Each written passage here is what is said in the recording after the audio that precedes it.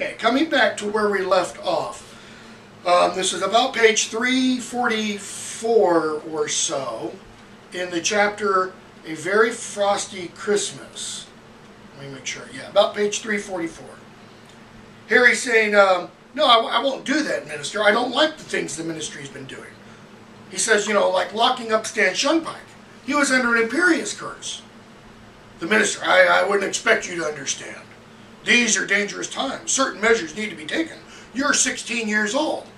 And Harry at this point ought to say, yeah, I am 16. And last year, I was part of a group that helped defeat Voldemort and the Death Eaters. The year before, I fought him off. The year before, I did it. Okay? Harry says Dumbledore's older than 16. He doesn't think Stan Shunpike should be in Azkaban either. So Scrimgeour says, I see. You prefer, like your hero Dumbledore, to disassociate yourself from the ministry. Harry replies. He doesn't say yes. He says, I don't want to be used. I'm not your tool. Which is kind of interesting. Given that what we hear at the end of Book 7 is that Harry essentially is a tool.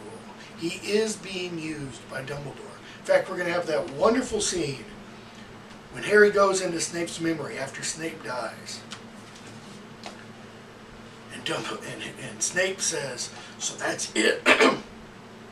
You are raising the child merely to be a sacrifice?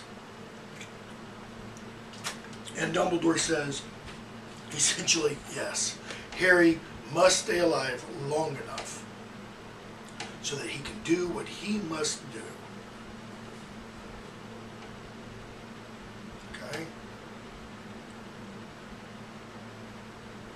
Scrimgeour says, there about page 345. Some would say it's your duty to be used by the ministry. Harry, yeah, and others might say it's your duty to check people really are Death Eaters before you chuck them in prison. You're doing what Barty Crouch used to do, and what Fudge did. Scrimgeour, so you're not the chosen one? Harry doesn't answer it.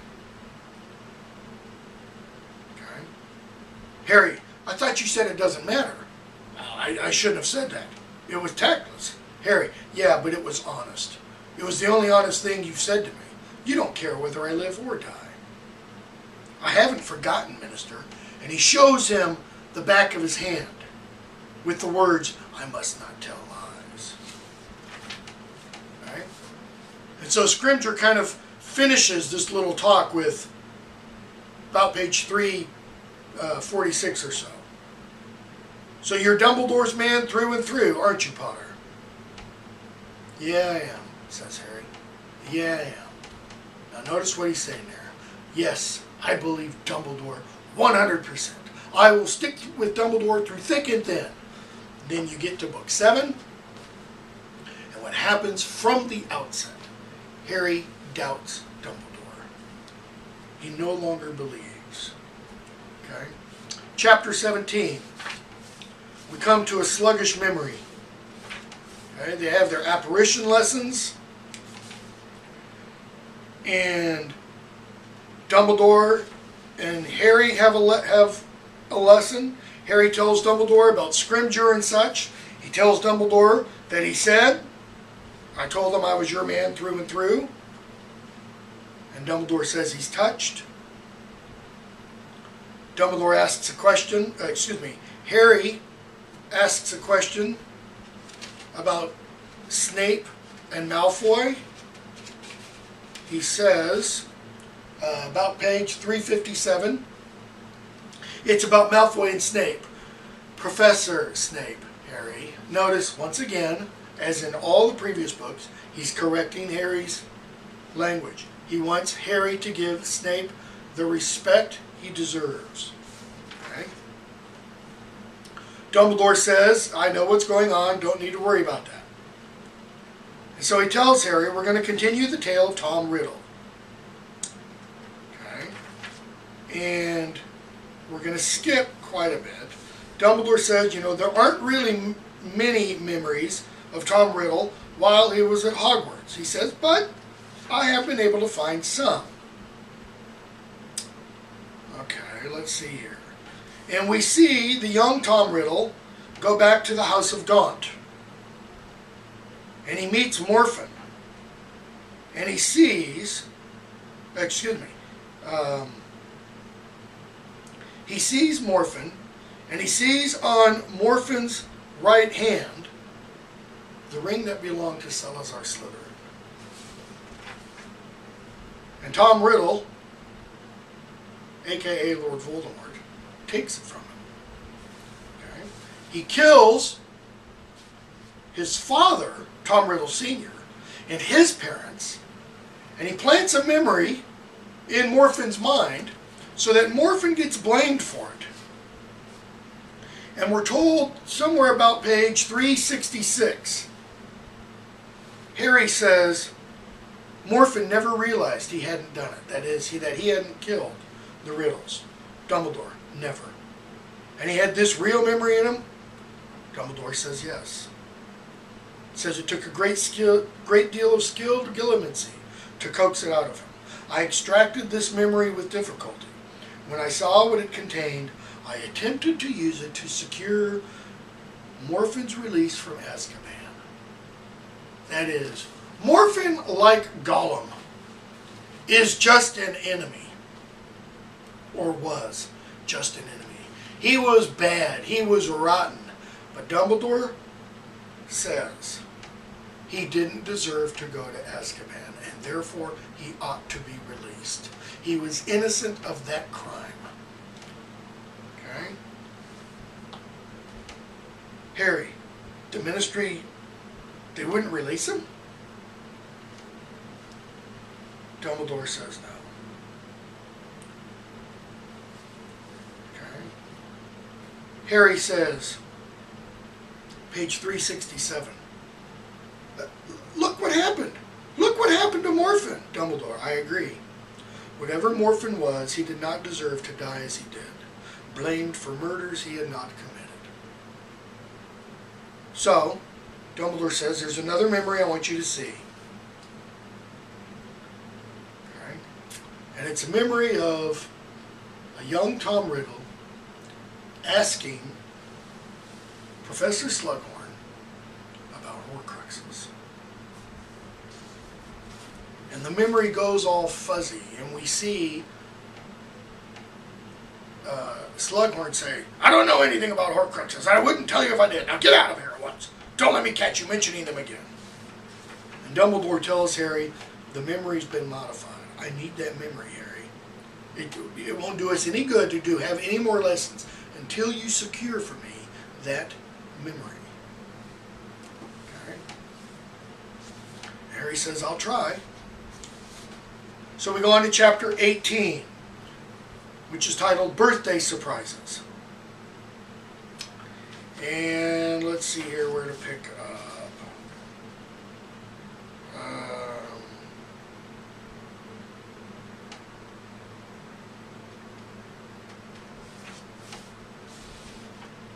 Let's see. Harry,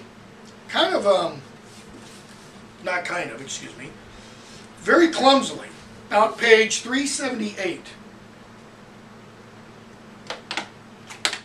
stays after potions one day and just kind of blurts out to Slughorn, sir, I wondered what you know about Horcruxes.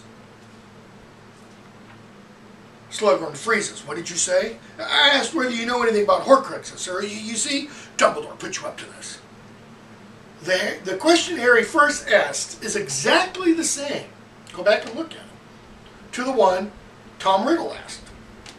So, Harry goes off, since Slughorn's not going to give it to him. And Hermione says, I've not been able to find anything out about Horcruxes in the school library. There aren't any books that say anything about Horcruxes. They've all been checked out. Okay? So they have another apparition lesson. And let's see here. Harry talks about keeping his eye on Malfoy. And we come to page 388. It's Ron's birthday. It's the 1st of March. And Ron sees all his presents and such, and he eats something that had been on Harry's bed, but that fell off. And Ron immediately falls head over heels, madly in love with Romilda Vane. And Harry realizes what Ron did. Okay? Ron says they're the chocolate cauldrons. Romilda, Harry says this. Somewhere around page 384 or so. They're the chocolate cauldrons Romilda gave me before Christmas, and they're spiked with a love potion. In other words, these things are 3 months old. Okay? So, they go off, they go to Slughorn's office, and Slughorn gives Ron an antidote, makes him feel better. Slughorn offers them a drink of something, and we're told Ron throws the mead back, the last page of the chapter. And there was 1 second, hardly more than a heartbeat, in which Harry knew there was something terribly wrong. In Slughorn, it seemed to not. Ron drops his glass, he jerks the ground, and he suddenly remembers what he'd been reading at the beginning of the chapter in his potions book. You know, for poison, stuff a bezoar down the throat. Well, we heard that in the first book, Harry Potter and the Sorcerer's Stone. One of the first questions Snape asked Harry, yes, Harry Potter, a new celebrity. Tell me, Potter, what's an antidote for poison or something like that? So, Harry throws the bezoar down Ron's throat, and Ron is better. Okay? So, we're going to skip a bunch again. So now we've had 2 attempted murders, if you want. Katie Bell was hurt by the opal and silver necklace, and now Slughorn, we think, was the intended target. Okay. So we come to the next chapter, which is Elf Tales. And let's see here.